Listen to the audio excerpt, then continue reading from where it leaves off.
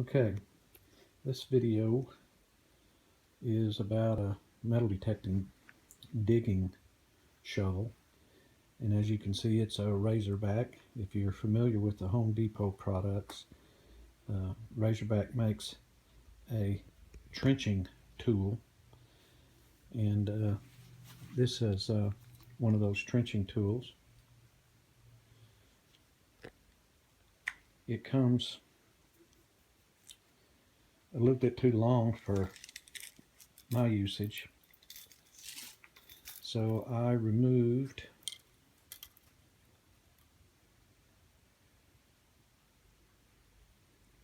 21 1/4 inches off the handle. It's a fiberglass handle. You can cut it with any kind of a saw to ensure a 90-degree cut. Pardon the finger getting in the way of the lens. I used my chop saw on it to get a 90-degree cut. Then, if you take a 3/4 gray electrical conduit PVC, it fits in there so tight it's hard to get it in there. So you take a piece of PVC and then a 90-degree elbow if you want a handle like I made.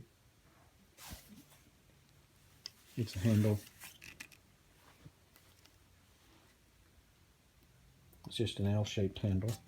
If you want one of those, you can use a 90-degree elbow and cut off another piece of that 3/4 PVC and put a cap on it, 3/4 inch cap. Then you have this type of a handle.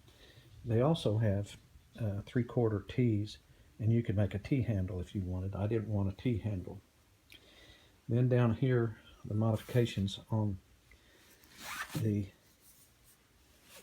business end, I rounded off the tip. It had a more of a point on it, and for removing dirt from the bottom of the hole, the rounded end does a better job than that pointed tip. And also, if you hit a tree root or something, a small tree root, it glances off that point. You can't get the when you go to stomp on the shovel to cut the root, it seems to slide to one side or the other when there's a point. So I rounded it off some and then also sharpened about halfway up the blade on both edges. Then on the end, it had enough of a little place to put your foot, but it was kind of 90 degrees sharp turns on it. So I took a couple of pieces of leather, drilled 4 holes in the provided footstep, and put some thick leather on there to kind of save my shoes, especially when I'm wearing a thin sole shoe. This is a lot better to rivet that leather on there to kind of cushion it. And then when I'm metal detecting, I just lay this here or put it in a loop on a belt, and as I walk, this just follows me, just drags behind me, or I can carry it like this and still swing my metal detector. But anyway, that's the modifications I made on this razorback trenching shovel.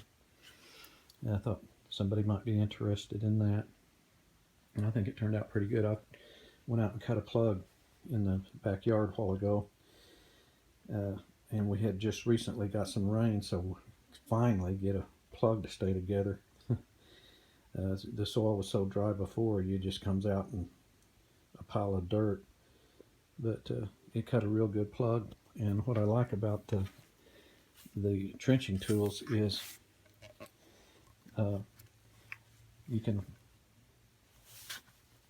kick it in the ground like this around in a circle to cut your plug, and then when you pull it down, that angle pops that plug without you ever having to bend over.